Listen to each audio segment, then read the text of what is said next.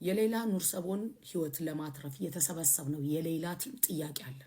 በአለም ዳርቻ የምትገኙ እህቶች፣ ወንድሞች፣ ሙስሊም ክርስቲያን ገንዘባችሁን ታይማችሁን ከኛ ጋር ቀን ከሌሊት ስፔንድ ያደረጋችሁ በሙሉ ከምሽቱ 3 ሰዓት ላይ እንዳትቀሩ። ይሄ በጣም ሲሪየስ ማተር ነው። ሁለት ነገሮች አሉ።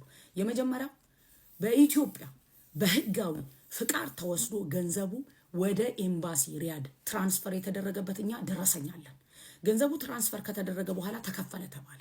ኦኬ ከተከፈለ በኋላ ለምንድነው ወደ ሀገር ማተላከው ብለን ስንጠይቅ አይ ፕሮሰስ አለ በአንድ አይደለም እዚህ ሀገር ህጉ እንደሌላ ሀገር አይደለም ተባለን። እሺ አለን።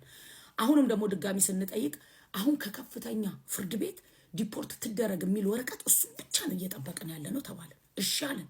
ከነበረችበት እስር ቤት እስከዛሬ ከነበረችበት እስር ቤት በፊት ወደ ነበረችበት ትራንስፈር ተደረገች። ለምን ተደረገች ብለን ጠየቀን። ስንጠይቅ ወደዛ ትራንስፈር የተደረገች ወደ ሀገሯ ዲፖርት ልትደረግ ስለሆነ እዚህ ሀገር እንደዛ ነው አካሄዱ ተባለን።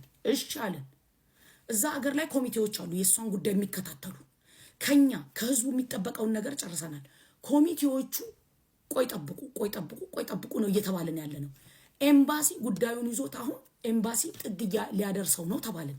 ይሄን ከተባለን አሁን እንግዲህ 6 ወር ሊሆነው ነው። እስካሁን ደግሞ ምንም የሰማነው ነገር የለም አዲስ ነገር። ሌላ የተደበቀ ነገርም ካለ ማወቅ እንፈልጋለን።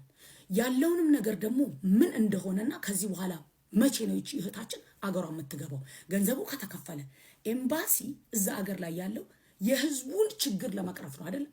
እዛ ጋር ማናቀውም ነገር ካለ እንዲያሳውቁን እንፈልጋለን፣ ከኮሚቴው ከኤምባሲው። ይሄ ዓለም የተሳተፈበት ነገር ነው።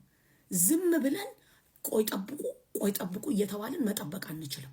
እህቶች ወንድሞች፣ ከምሽቱ 3 ሰዓት ላይ እንዳትቀሩ። ለዚህ ነገር መፍትሄ ማምጣት እንፈልጋለን፣ ከህግም አካል እዛም ካለው ኮሚቴ ኢንሻአላሁ ተዓላ እንዳትቀሩ።